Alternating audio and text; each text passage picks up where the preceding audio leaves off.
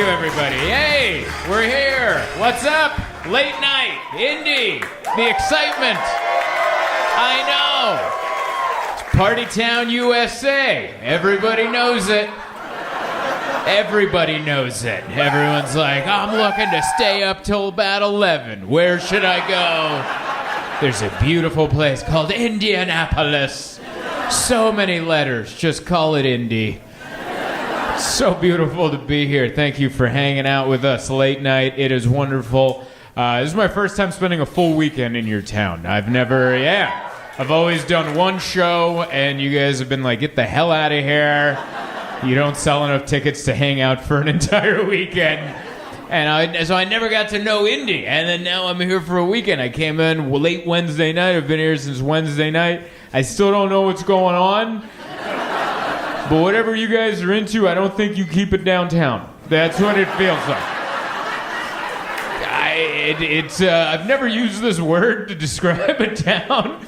Drab, I think. Just this part. Just this part. And maybe you're keeping it somewhere. You're like, hey, I want outsiders to stay downtown and be like, I'm not moving here. And we're going to keep our fun stuff just outside of town. That'll be our little fun secret. And when people come in, just act dumbfounded and go, what? What? You don't like Panera? What? You don't like Panera? What's wrong with Panera? You don't like Chipotle? You don't like a Punch Bowl Social? You don't like a Dave & Buster's? What's wrong? It's wonderful. It's so good to be here. I'm going to find out. Brad and I are going on a hunt tomorrow. We're going to find it. Whatever you guys are hiding, we're going to find it. We're going to find it, and we're going to tell everybody. And this place is going to turn into Nashville, where everyone's going to move out here, and you're going to like, oh, those damn comedians let the big fun cat out of the bag. They're going to let everyone know. It's over at Liberty Fountain or whatever. Is that did I say that right? Liberty? Yeah, that's the neighborhood. That looked like stuff was going on there. Some thrift stores. Someone where like a kid with like an old shirt judges you as you walk in. Don't you love a good thrift store? You walk in, there's just some like 20-year-old trying to figure life out with like a shirt from your era. And then you're like, oh, I was alive when that was a thing. And you're like, I'm about to kill a child. I'm about to kill a child. How dare he judge me? I came in to look at your wares. Anyway, but yeah, as far as downtown goes, this painting does not describe it well. This is not what I see out there, all right? I don't know what kind of psychedelic drugs you have to do to go outside and see this, but I ain't seeing it. It's a lot of statues, just a lot of old men just... Woo! You want to go drink next to the old statue? Do we still make statues, like, of new people? Or is it'd be weird, right? Like, if they made a new, someone who's still alive, just... Oh, you guys have a paid man? Well, that guy deserves it. He did a lot of stuff. Sports doesn't count, because sports statues are fun. Especially, do they have them doing something? Do they have them, like, or just, Omaha, like something? Like, he's doing something. That's my least favorite part of all this. They never have him doing anything. They had George Washington. That guy did so much. They could have put him on the boat going across the Potomac doing this little thing. He's like, just stand there. And I'm like, damn it. What if they made a model like that until they whipped it together? He just stood there. Like, can't you just, like, remember what I look like? No, stand still. I gotta paper mache this together. But yeah, I don't know a lot about your town. I was trying to figure out Hoosier, because I didn't know what a Hoosier was. So I asked the audience on Thursday, and no one knew. No one knew. This is what it sounded like. I was like, what's a Hoosier mean? And then everyone stayed quiet except for 5 people kind of went, That's all the answers I got. And then one brave person in the back says, it stands for who's there. And I said, what? And he's like, yeah, it means who's there. Like back in the day, some old guy was like, who there? And someone heard that as Hoosier, and then you guys just stuck with it. And I hope that's true. Like, if someone's listening to me say this right now, going, that's wrong, it's actually about a farmer, and then the thing, and the other, don't tell me. Let me just have this. Because it's so much funnier to just imagine an old man who couldn't reach his dentures when someone was knocking on the door, going, and then that became, I don't know, that sounds fun to me. His ear got cut off? Whose ear? That's... Someone went to a Van Gogh museum. Whose ear? Ah, now I want to do that joke at a Van Gogh museum. Wouldn't that be... Whose ear? Get one of those, like, security guards to really, like, crack. That'd be fun to get someone to crack at a... I don't know. But it's very nice to be here. It's an exciting time to... What's that? Whose ear after a bar fight? So they're all from, like, people saying words wrong. That's awesome. I love that. That's good.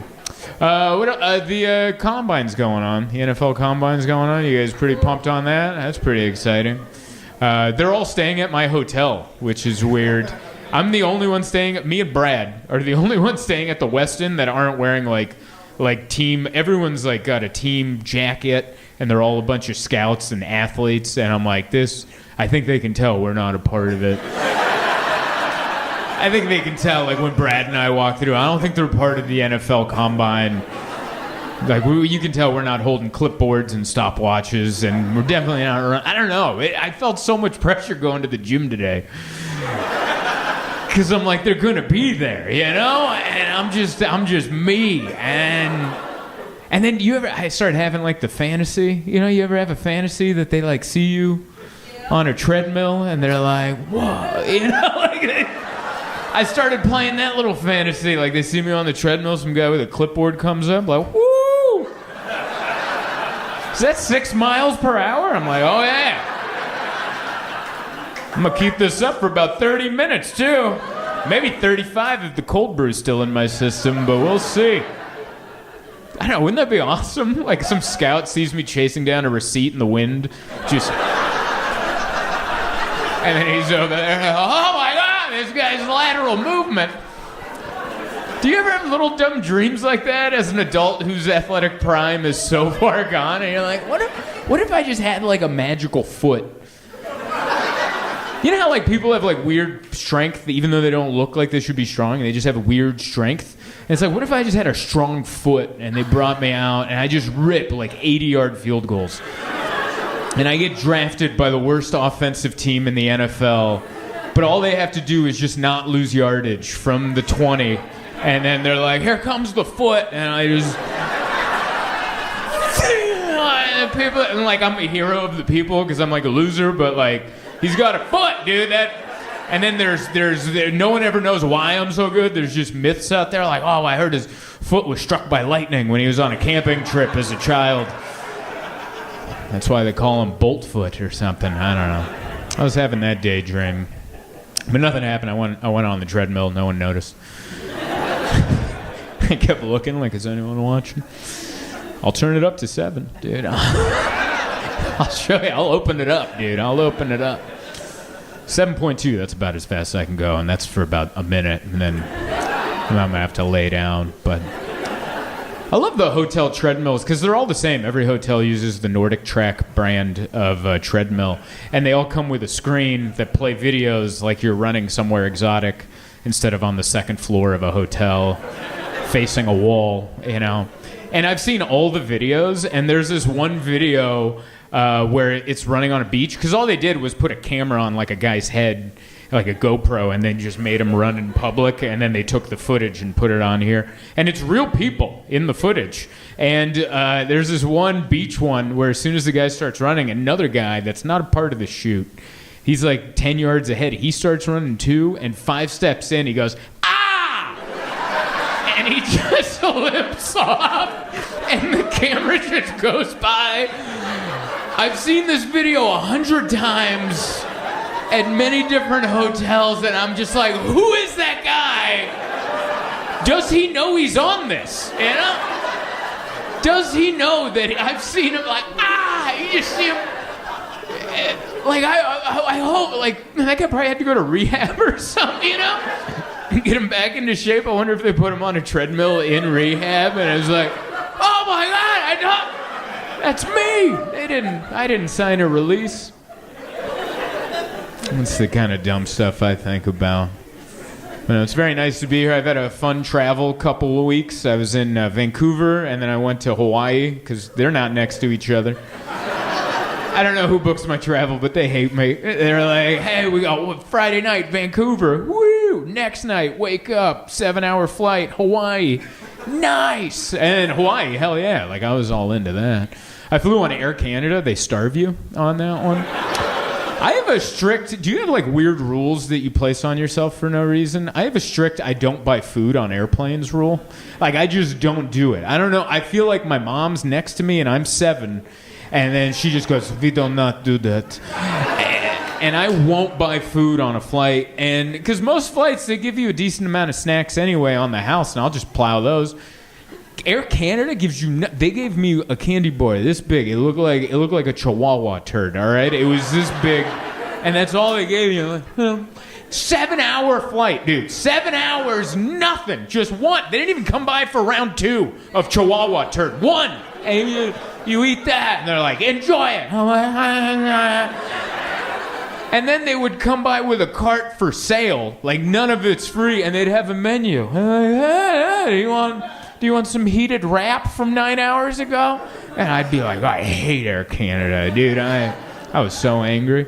But then we got to Hawaii, which was awesome, and I love being on... Who doesn't love being on vacation? I don't know. Something weird happens to me when I'm on vacation. I can't stop feeding birds. It's weird because it's something I don't do in my regular life. Like, birds come around all the time. I'm like, get the hell out of here. But when I'm on vacation, I can't stop ripping off pieces of croissant.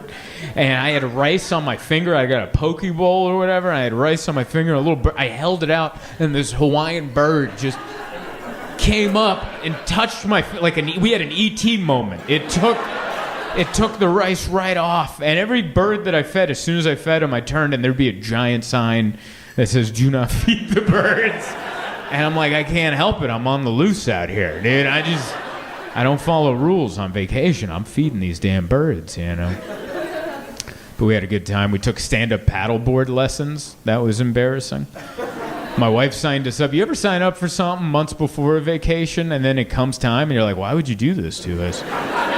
My wife, the night after my show, she's like, oh, I got to stand-up paddleboard lessons, 8 a.m. And I go, what? That's how we're starting the day?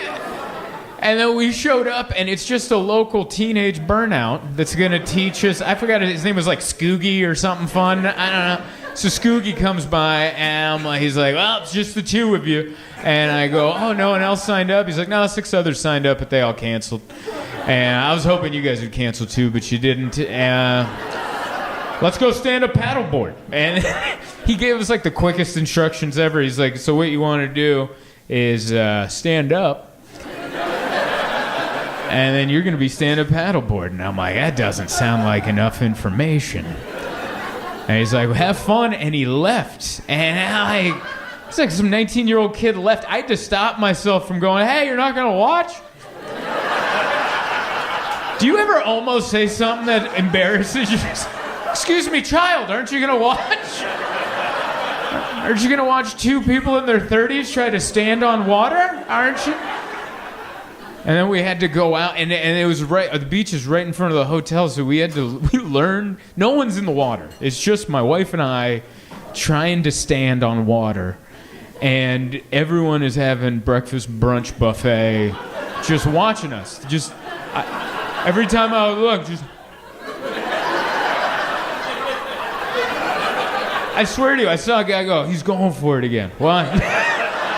Because I biffed it every time. I'd get up there and be like, Jesus! And I'd yell.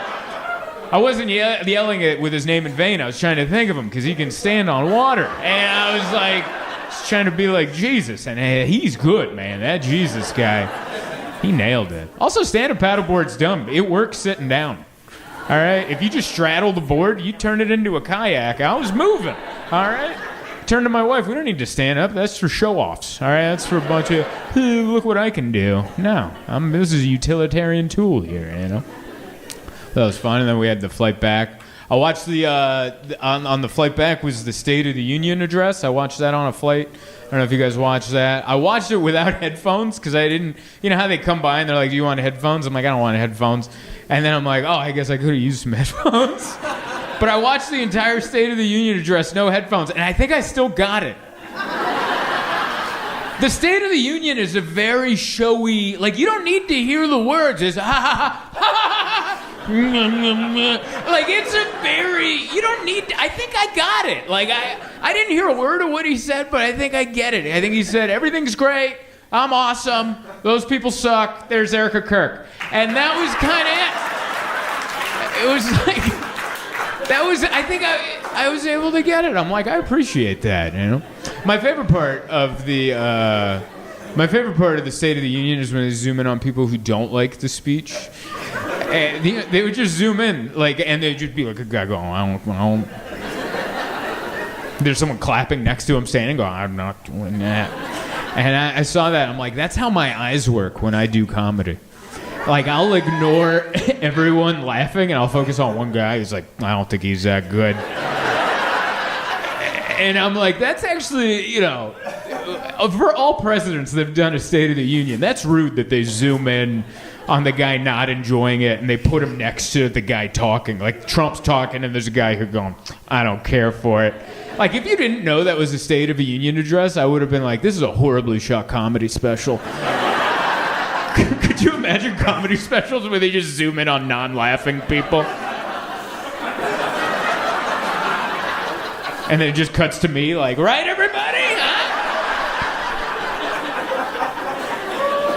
I don't care for that guy at all. So yeah, things are going well though. Thank you for asking. I ate too much. I'm feeling a little full. I do that. It's hard. I woke up early. I was up at 6 a.m. because I had to... Did anyone hear me on Bob and Tom? I was on Bob and... Yeah, you heard me on Bob and Tom? Hell yeah. How did I do? It was all right, right? I did all right. That was exciting. It was actually my second time on Bob and Tom, and they didn't know that. They talked to me like it was my first time. Thank God. Because I did Bob and Tom in 2019. It did not go well, all right? Because it's like a zingy, you know what the show is. It's like, hey, it's like radio, you know? It's like, woo, here's a hot line. Now you go. And you're like, huh? And then another. And that's not my style of comedy. I'm more meandering. You've seen what I do. Like, it's very... I need time to breathe, you know? And that one's like, all like, whoa, that's what she said. Like, it's a very... Everyone's a hair trigger on that show. Everyone's got a line in the chamber where I'm like, man, did you guys practice in the bathroom before you came? How did you know to say that right then? Like, they would just throw out topics, and I'm so glad they didn't come to me and go, what do you think about this? Because I would have been honest, like, I don't have an opinion on that. That's so hard to have an opinion on everything. Oh, what about that? And then some other guy go, oh, man. I'm like, yeah, that didn't even cross my mind, what he just said. What a funny thing to say that I didn't think of. It's just like, I'm not used to, like, that's like an old, like, that's how men hang out. Is like that, zing, zang. Betty had a good time. You know? And that's when I realized while I was sitting there, I'm like, yeah, my friends aren't like this. Like, we don't interrupt. Like, we let people finish a story without calling them gay.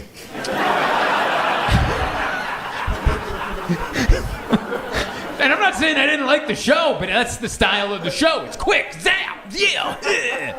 And the first time I did the show was in 2019, and the night before I was in Pittsburgh, and I drove through the night. I didn't sleep because I had to make it here to do Bob and Tom at very early in the morning. So I showed up, jacked to the gills on Red Bull, and shaking because I hadn't slept. I don't know if you've ever just driven through the night and then went on national radio.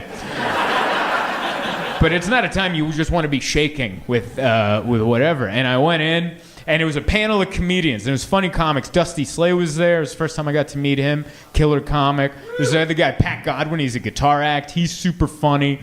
And so the way it worked is there's like a panel, and then everyone else who works on the radio, and he would just like set you up to be funny. Like when he talks to you, it's your time to shine, you know? And then so he talked to Pat Godwin, and he played his guitar. He played a fun song. Everyone laughed. It was really good. Then he went to Dusty Slay, and he said something incredibly funny. And then he came to me. He's like, hey, I hear you're married. And at the time, I had just gotten divorced. And I was like, no, I just got divorced. And he's like, oh. And I was like, thanks for bringing that up. Like, you know, that was like my attempt at being a little, thanks. But he didn't know I was joking, so he just went, oh, sorry. Anyway. And so they just skipped me. Like, it went funny, I'm divorced. Next guy. And they didn't come back. They didn't give me another shot. Because I think Tom was like, these notes are crap. I don't know anything about this guy. So I never got another shot at it. But here's how popular that show is and how well respected that show is. I still sold like 12 tickets for my show that night in Fort Wayne from doing that. Because that night I was on in Fort Wayne and I asked, did anyone hear me on Bob and Tom? Like 10 people were like, yeah, we bought tickets from that. And I'm like, from my one line of going, I'm divorced. And they're like, we got to see this guy. This guy's a hair trigger. They don't know if he's married, divorced. No one knows what's going on with this guy. He's a wild card. We got to go see him. So, yeah, I had a good time on Bob and Tom. I like that. That's fun, do radio. And then I did the morning news. That's fun. I love going to do morning news. You're just on a panel. Like I was on before tacos. I was over here doing my interview, and then they have their TV kitchen, and they're just prepping tacos. And in the green room, there was a singer that went on before me. He's doing vocal warm-ups for, like, that's what, like, comedy is such a low of the totem pole art form. Because I was like like a cook. Those cooks had to wake up early morning to get those tacos ready for morning news. That singer was doing vocal warm-ups for 45 minutes in the same. We were in the same small room, and he's next to me going me me me me me me me me me me me me me me me me, and I'm just next to him like scrolling Instagram, warming up too. There's a lot going on over here. One time I did morning news, and there was a bunch of models in there in bras, because apparently the segment on before me was how to make sure your bra fits you correctly. So they brought like 10 models, and they're all just half naked. And I walk in at 7 in the morning, I go, all right. I don't know if that's ever happened to you, where you walk into a room where you have to sit for a while, and there's 10 half-naked women, and you're like... I'm like, I'm not even going to introduce I didn't. I was like too embarrassed. I didn't say hello. I just came in, made eye contact with all of them, and then just sat down and looked at the floor for the next 45 minutes.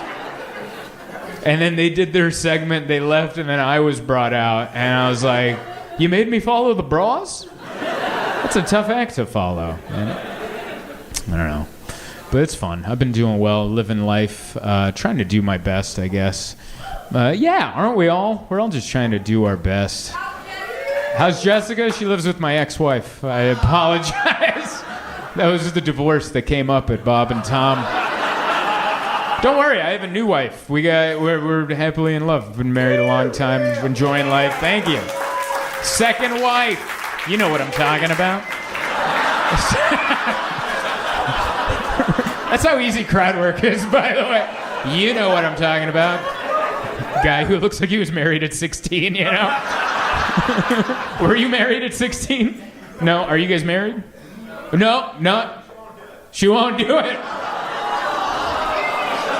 I apologize for starting all of that. Listen, she'll come around.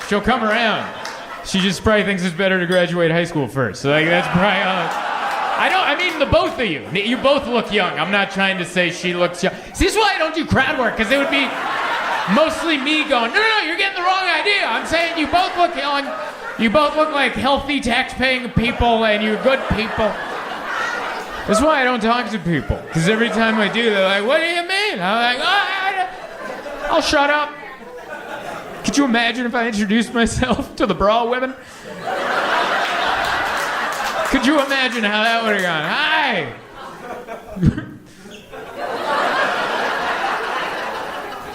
I'm gonna leave my shirt on if that's all right. Something like that. Probably get me into an A cup though, maybe.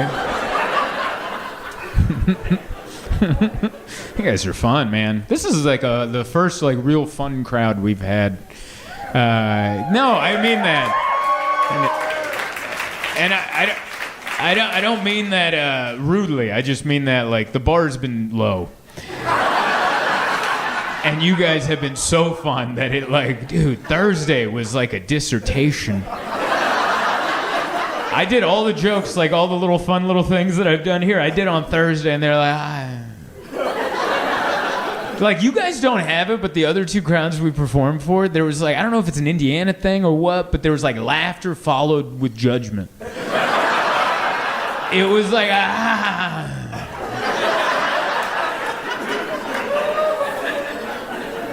I knew it. It was like a little bit of that. You guys don't seem to have it. I think the bucket of Michelob Ultras helps, yeah? A couple of buckets of beer. Green drink? What is that? Liquid marijuana. Yeah! We are in such an interesting time. Because we live in an era where there's young people that don't drink at all. Like my brother, he's a young... Listen. I agree, all right? There's young people that don't drink at all, and then there's like people that are like, I'm smoking marijuana. Or drinking it. I mean, like, I'm drinking marijuana, and it's such a weird, I don't know, it's such an interesting, I think that's why we have so much conflict. We're not on the same substances. And I think it shows. No one talks about that. Everyone wants to say we're divided. No one wants to talk about we're not all on the same substances. All right? Some people are microdosing shrooms on a daily basis. They're kind of walking around life thinking that the trees are laughing at them. All right?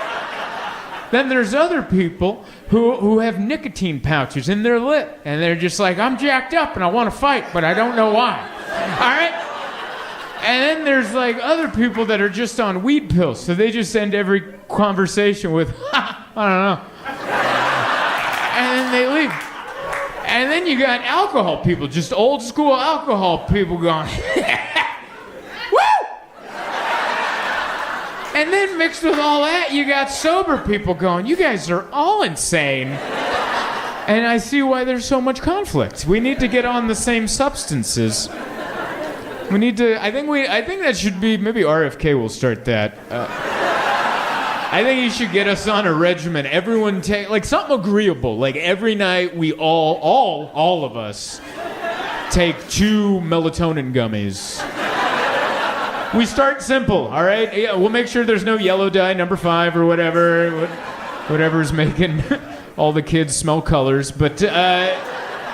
We'll figure that out, but everyone gets on 2 melatonin gummies. We all have the same hallucinogenic dreams, and then we wake up and we'll see if the country comes together. I don't know if you guys do melatonin gummies. I switched from, I used to do marijuana gummies to fall asleep, but I would be asleep, but with panic. Like sometimes I'd be on a weed gummy sleeping on my side, and I could feel my heartbeat through my ribs. And it's pounding into the bed. And I don't know if that's a normal thing, but I'm like, that's not good sleep, right? That's not. But I still need sleep. I still can't fall asleep naturally because there's too many thoughts. And so I got on melatonin gummies, which that's sleep, but is it? Because it's like a psychedelic. I've had dreams on there where I'm like, am I sleeping? Is this even rest? You know? I had a melatonin dream once. I was having dinner with Matthew McConaughey. Famous actor Matthew. Me and him are just at a fancy restaurant, and then the waiter drops off a dish, and Matthew McConaughey goes, "That's a dessert. That's a delicacy from my people." And I go, "What are your people?" And then he didn't answer. He just kind of looked at me and did one of his. And then I looked down, and on the plate was a latex glove filled with sand. And I'm such a people pleaser. I started to cut into.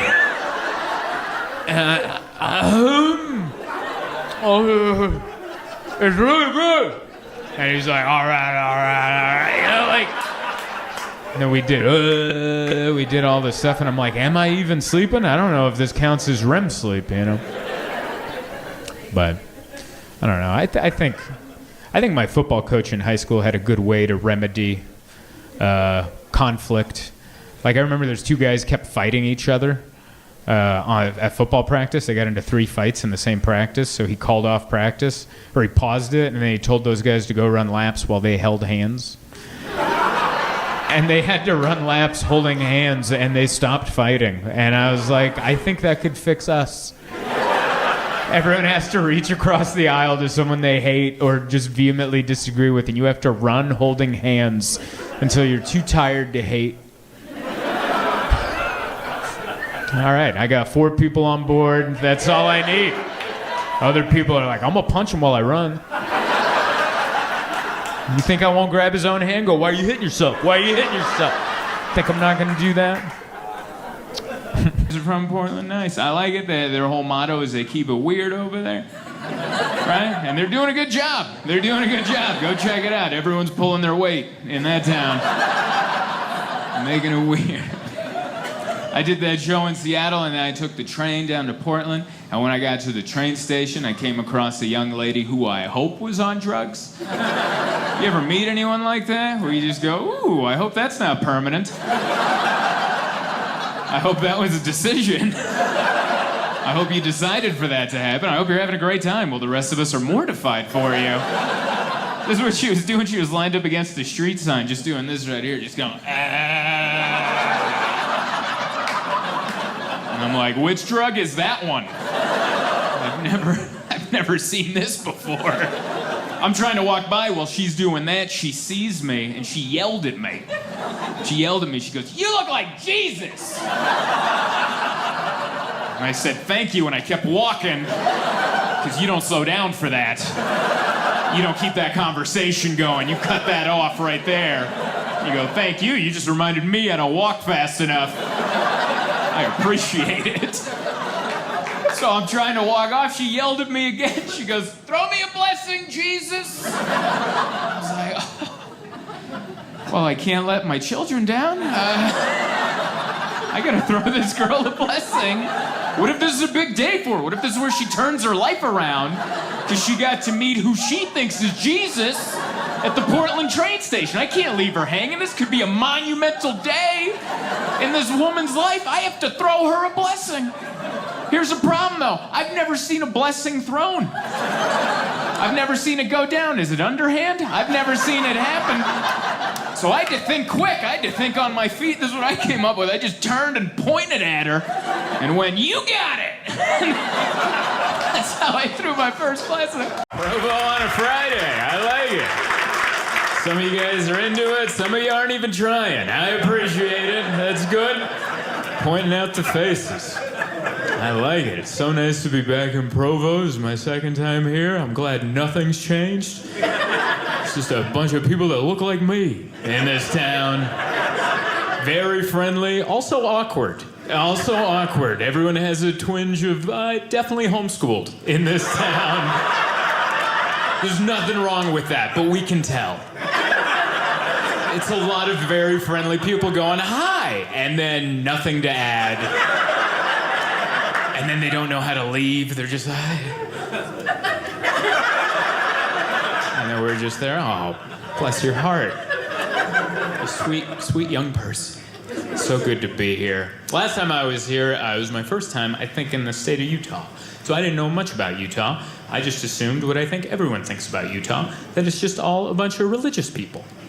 But since then, I've been back a lot, and I've learned that it's not true. There's 2 groups of people in Utah. There's very religious people and heathens.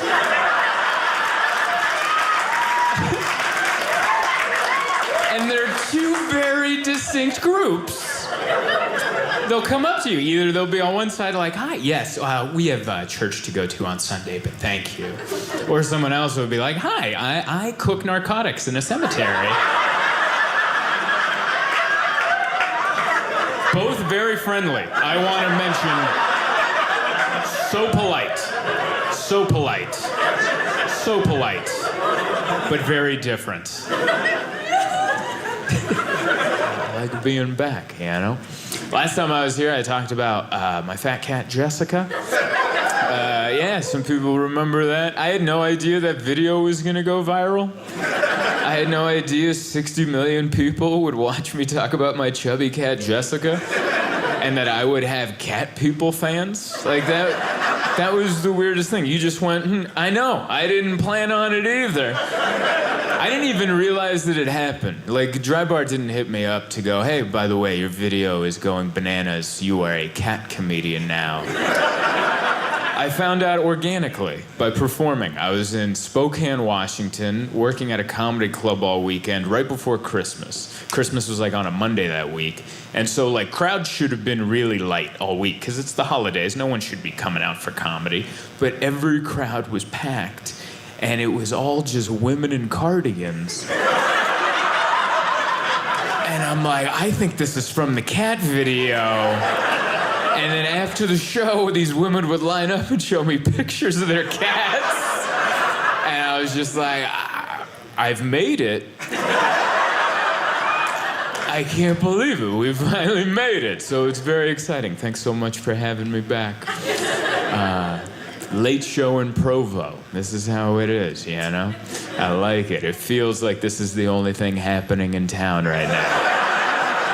I feel like if we went outside, the power would be shut off. And the mayor would be like, what are you guys still doing out? Get home. This is late, you know? And it's just nice to be back. I love it. I like coming to cities where I can pronounce the name of the city. No one's corrected me. I go, oh, I'm here in Provo. And they're like, you said that so good.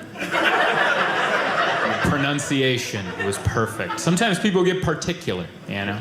I did a show once in Louisville, Kentucky, and those people corrected me immediately. I walked out on stage in front of like 400 people. I'm like, hey, so good to be here in Louisville.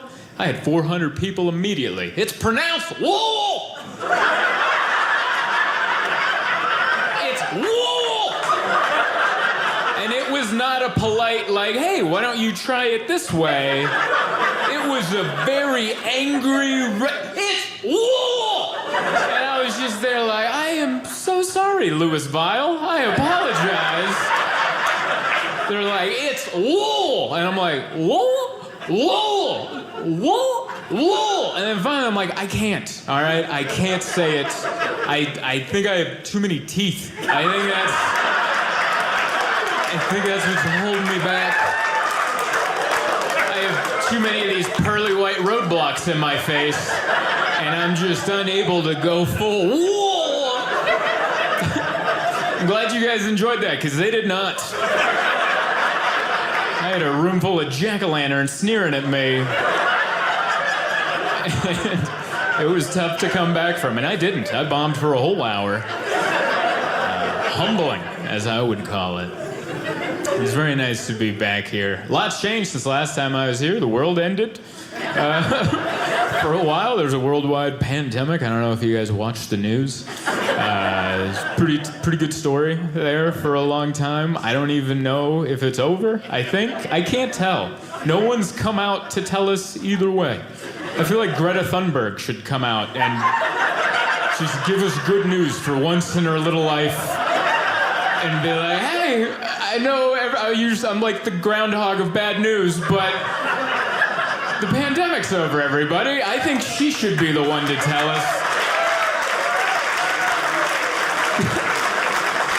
She should be given that honor, but I don't know. I thought the pandemic ended in March of 2021.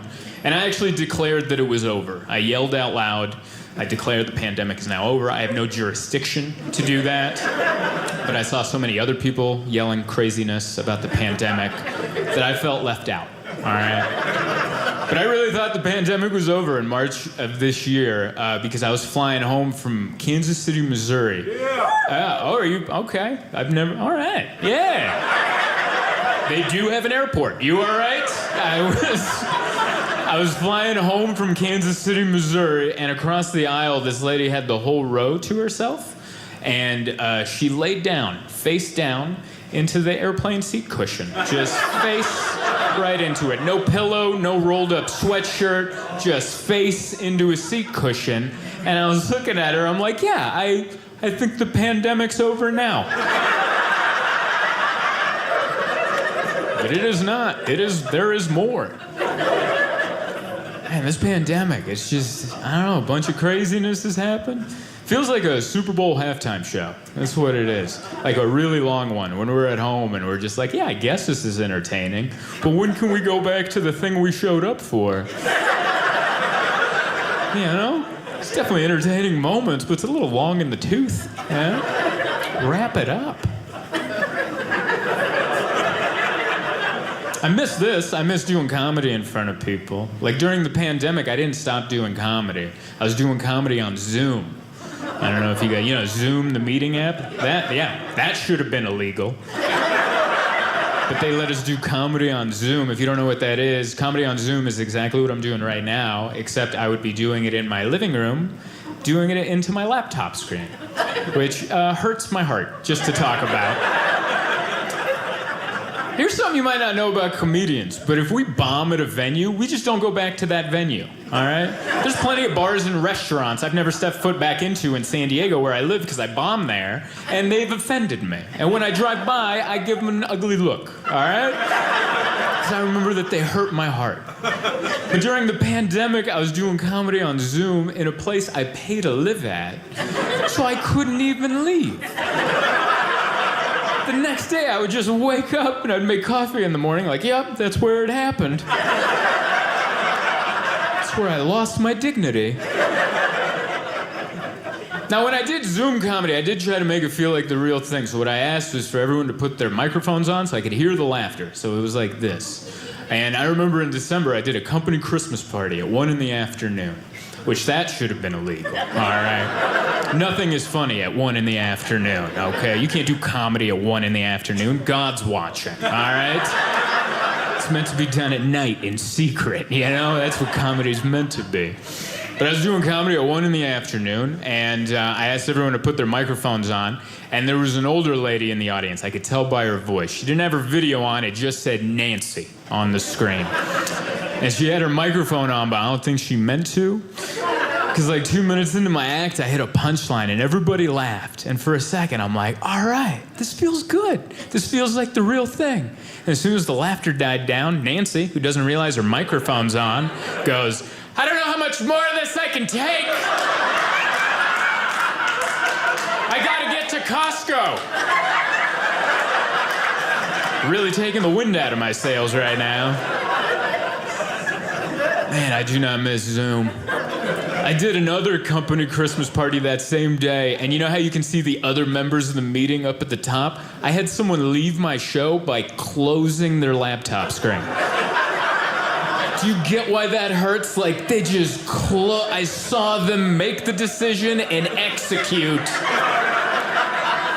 Like, it's dark in here. I can see the first few rows, but if someone in the back was like, I can't stand this, I gotta leave, I'll never know. And I'll leave tonight going, I had a fun show.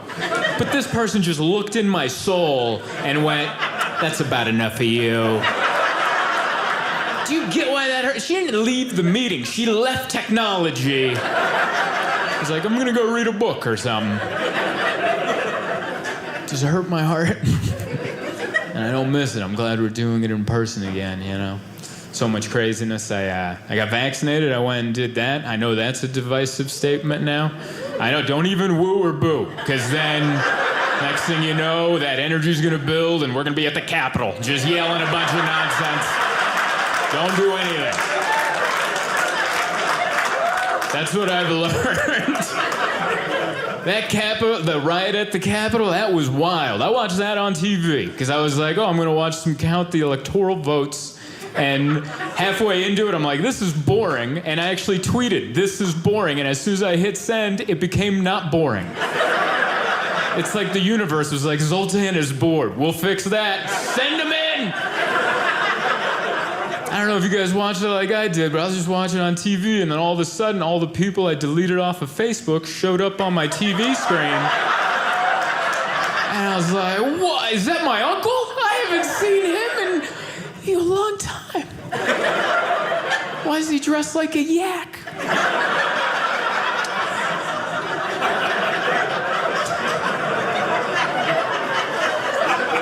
That was such a crazy thing, because they stormed the Capitol, and then I don't think they had the plan for the rest of it.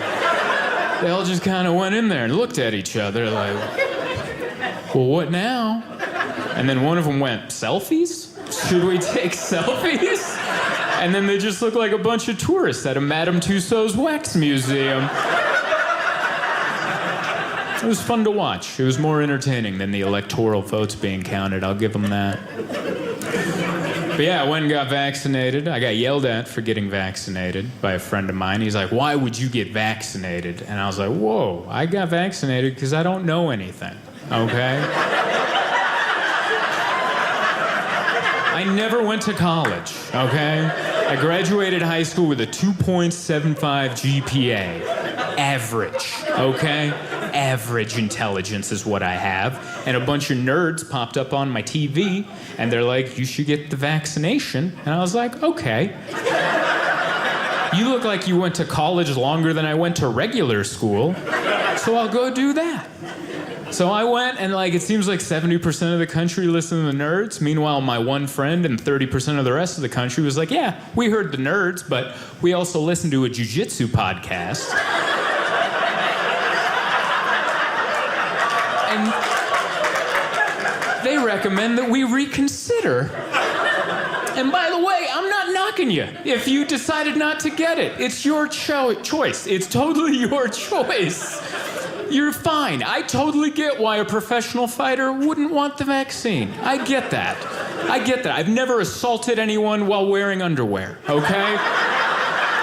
But I imagine it makes you feel invincible. I imagine it makes you feel amazing. I've never fought another man who was also in his underwear, and we trained 8 weeks for that moment. And I've never pummeled him so hard that another man had to run in between us and go, please stop! You're gonna kill him. And then 20,000 people in an arena went, yeah! You ever see a UFC fighter after a win? Blah, they look like a Spartan after they just kick someone in the chest. You imagine what they feel like. They feel invincible, and then they come on the news and they're like, you should get the vaccine because there's a virus that might make you go, till you die. And he's like, well, not me. Did you just see what I did to that man? I'm pretty sure I'll be fine. And I'm pretty sure he will be. But me, I need the vaccine, all right? A month ago, I turned too quick.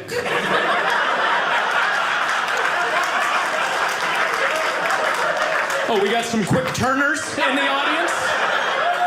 A month ago, I was at a comedy club, and there was a waitress right around here I didn't see, and I turned too quick, almost knocked into her, stopped, and I pulled a muscle in my neck that ran down into my shoulder, and then for the next 2 weeks when driving, I had to change lanes based on faith, all right? There was no checking a blind spot. I was like, we're doing it. I need the vaccine. 2, maybe a booster, okay? I need it. I am not equipped to survive. So wild how everything turned out, man. I really thought this virus was gonna bring us together. What an idiot. That was a real thought that I had. I told someone, March of 2020, they're like, how do you think this is gonna pan out, Zoltan? I'm like, I think this is gonna bring us together. What a stupid statement that is. That is really what I thought. Because I remember there's a famous quote that said, sometimes to bring 2 adversaries together, you need a common enemy. And then the virus showed up, and I'm like, all right, we can hate that together. And we did for 3 days. Remember that? We had 3 days in March of 2020 when we were like, we're in this together. Remember that? Celebrities on their phones, we're in this together. I was at home going, yeah, you're in a mansion, but okay, yeah. I don't have an infinity pool, but yeah, we're in this together. But we were in this together for 3 days, and then the 4th day, someone's like, that virus is a Democrat, and it was over. It was done. We made the virus political, which that hurt my heart, because that means we're never gonna come together, ever. If the aliens ever do attack, we're not gonna band together to fight the aliens. We're just gonna go, let's see how they vote in November. These guys might be all right. Yeah. It's wild. It's funny how quick it got crazy, too. It wasn't long after the lockdown. We were fist fighting over toilet paper. Already. 2 weeks in, I remember there's a guy who trended on Twitter because he threatened to eat his neighbor. Yeah, 2 weeks in, that's too soon. There's plenty of food at Costco, calm down. But yeah, there's a guy on Twitter, he had a video and he goes, "I'll eat my neighbor." And that's what he sounded like. He sounded like an outboard motor without any gasoline in it. But you tried to start it anyway, just that's what he sounded like. "I'll eat my neighbor." I remember seeing that on Twitter, and the only person I could think about was his neighbor.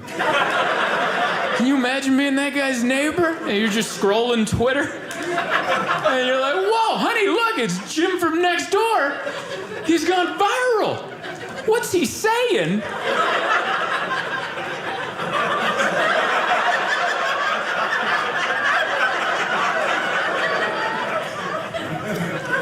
Does he still have the spare key?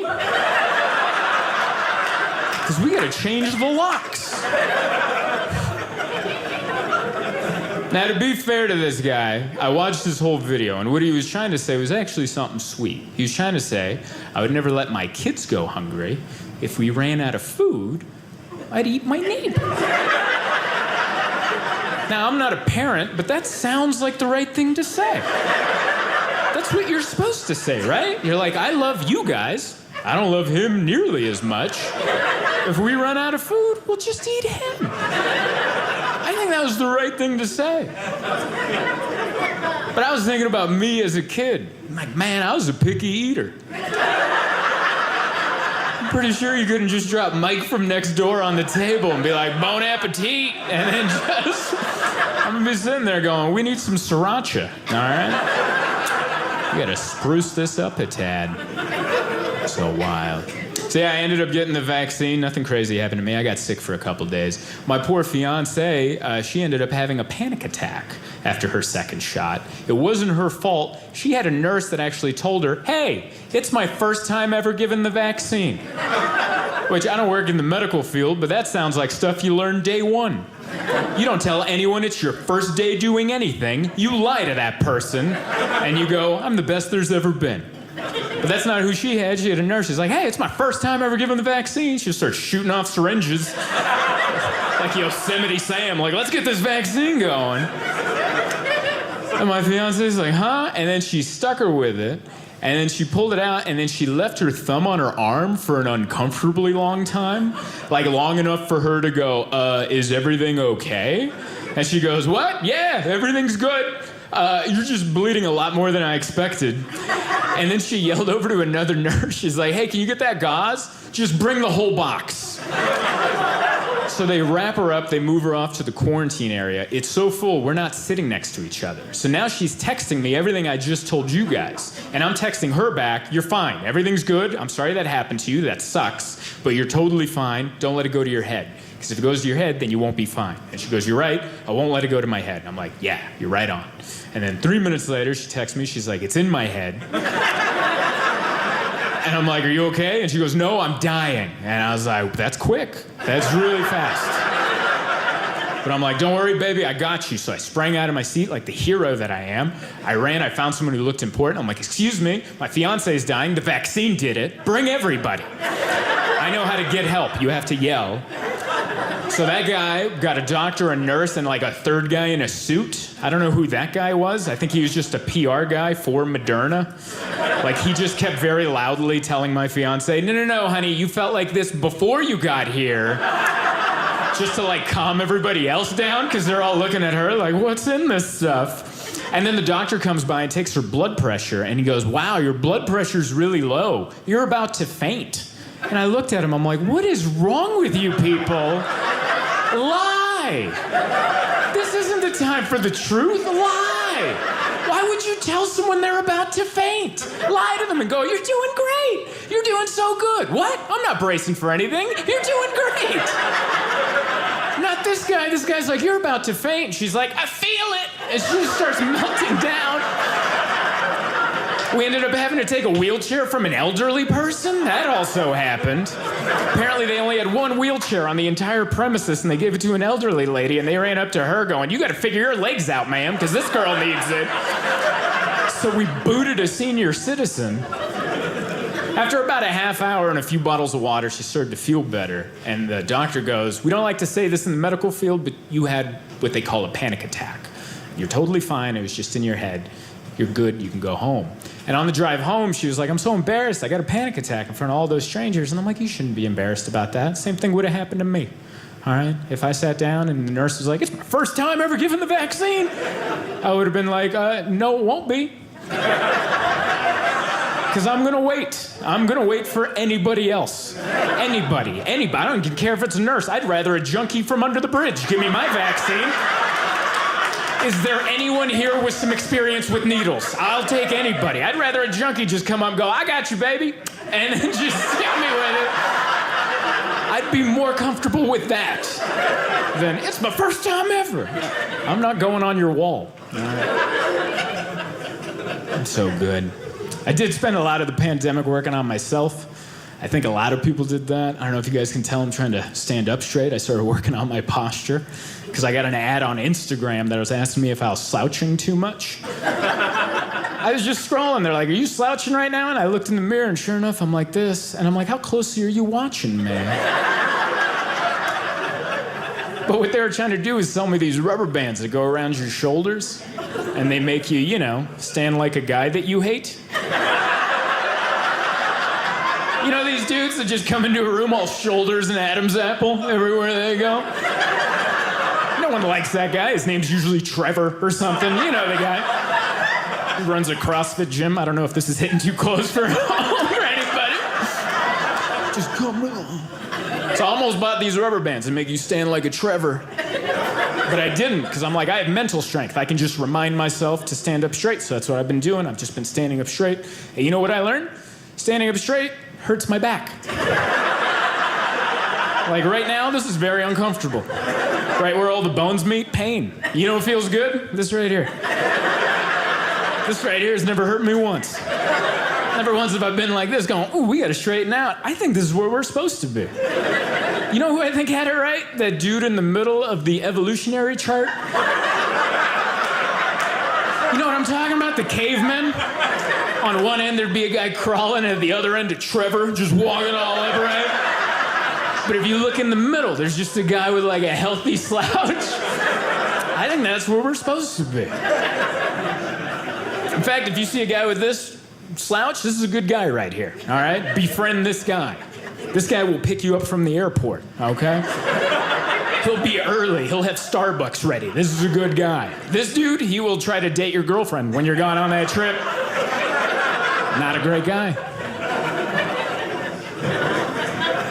But I think I'm just gonna accept my curved spine, because I'm body positive. I love the body positivity movement. I'm not gonna live up to Instagram standards of spinal cords. Mine has a bit of a hitch in it, and I'm gonna love it. I love the body positivity movement. If you guys don't know what the body positivity movement is, that's where your body kind of sucks, but you love it anyway. What a great movement. Why would you hate your body? You love it. That's the one you got. You're like, yeah, but that guy's got a better one. Yeah, well, that guy sucks. You got what you got. You might as well love it. I wish body positivity was around sooner. I could have used it when I was a chubby kid growing up wearing a t-shirt in the pool. I could have used it then. I could have used body positivity then. I thought I looked slim. And you know I didn't. That was the chubbiest I ever looked. I would just come out, the shirt would be hugging my voluptuous curves. Not anymore. I'm body positive. I was at the beach last week. I took my shirt off. I don't care if my nipples don't match. I'm out there. Body positivity. My only knock on the body positivity movement, and I think it will evolve over time, but I hope one day body positivity can move north to include the face. I don't know if you guys have noticed, body positivity seems to cut off right around here. Right around here. Here down, you gotta love your body. That's your body. From here up, oh yeah, you gotta fix that. And you're like, what? It's connecting. You're like, no. It isn't. Don't mess with your face, you guys. Your face is beautiful. That's your face. Two people came together, they had an intimate moment, and this is the receipt. I feel like more people should cheer at that, but everyone's always like, yeah, but my parents are pretty ugly. If I want to smooth out some of these dents and divots, I will. I don't know, man. Life was good before the pandemic for me, anyway. 2019 was a great year. 2019 was the first year I started to feel like an adult. In 2019, I was 32, And I was like, it's time, you know? I was feeling like an adult. I bought a couch that year. It was a big year for me. I'm not saying I never owned a couch before. I'm just saying I never paid for one before, all right? It's my first time purchasing a couch. It was a big year. I also paid taxes that year. Never did that before. First timer. And I'm not trying to say I was a tax cheat. I always filed my taxes like a responsible citizen, but all the other years, the government was like, whoa, looks like you need this. In fact, here's a little extra. We're worried about you, you know? 2019 was the first year they asked me for money, and just like that, I'm now a Republican. That's how that works. First 31 years, bleeding heart liberal. We gotta help everybody. Until they asked me for money, and I'm like, well, you guys gotta pick yourselves up by your bootstraps. You can't be pulling the wagon for everybody. That's my favorite joke, because it's for everybody. That's a bipartisan tax joke right there. Everyone can enjoy it. One side's like, oh, that's cute, he's being ironic, and the other side's like, he's seeing the light. Gets how it works now. So good. I learned so much, man. I used to make fun of millennials. That was something I did. Yeah, I used to make fun of millennials till I did a Google search. And I realized I am one. Now, I don't think they're that bad. That's who I am in a nutshell. I'm a total hypocrite. I will make fun of a group of people till I realize I am that group of people, and I'll be like, come on, you guys, they're all right. I like millennials. If I did have to pick on millennials, I think our biggest issue is we're too self-aware. We know exactly what's wrong with us and why, and I don't know if that's healthy. Because everyone in my age knows exactly what's wrong with them, but no one seems to be getting any better. Like every person I meet my age, they're like, I have anxiety. And I'm like, oh, what are you doing about that? Nothing, I'm telling you, so you work around it.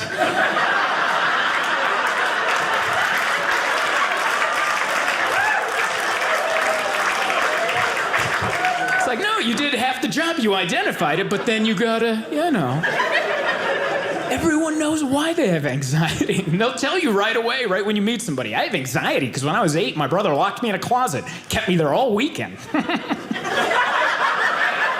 It's like, that's too soon. That's for tomorrow. That's if we talk again tomorrow. This is too soon. And it's not like we're the first generation to have anxiety. We're just the first generation to look into it. I'm sure previous generations had anxiety, but they didn't look into it. They're just like, I don't know, when I go to Costco, my cheeks tingle, and they kept it at that. They didn't have time to start digging into it. But that's who I am. I'm a millennial. I'm not manly. I'm not a manly person. I don't know if you guys can tell by my build. I'm not manly. I had someone recently ask me if I could change a flat tire, and I'm like, why would I even try? Why would I even attempt that? I have AAA. AAA. Get AAA. If you don't have it, get it. It's $50. $50 a year. You get a flat tire, one phone call, a real man shows up. And he does it all while you stand safely off to the side. Sipping a latte, making small talk, like, oh, is that a torque wrench? All right. And that's all you have to do. Someone asked me if I could change my own oil. Again, why would I even try? I don't even know where that hole is. And also, how well do you think I'm doing that you think I have a pit in my driveway? Because that's how I get my oil changed. You drive it over a pit, and there's a troll down there that has to... No one knows that guy. That's someone we keep down there. Sweep snacks down there for him. He doesn't get to live in society with us, man.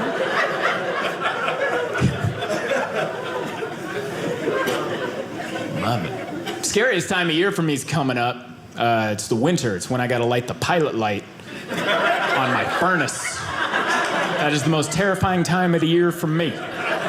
I gotta pump myself up for that, like a football player. Like, here we go. Let's do it, you know? I gotta trim my beard, make sure nothing catches. Have you ever done it? You open it, it's just covered in warning labels. That's all it, don't touch this, that'll explode, that'll kill you. And you're like, I'm just trying to make it 72 in here. That's all I'm doing. I'm trying not to wear a sweatshirt indoors. Why is this a life and death situation? And then when I finally get ready to do it, I put my phone out and I put on a YouTube tutorial video so a 14-year-old Malaysian kid can teach me how to light the pilot light on my furnace. And I'm terrified. I go down there like, here we go. And every time I do it, I'm like, that's not how a real man attacks this project.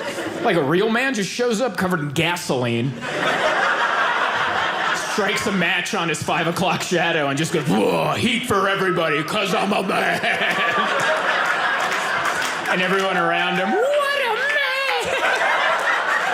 man. Yeah, I'm gonna go take a shot of A1 sauce. See you guys for dinner. What a man. Not me, I'm down there going, oh, my eyebrows.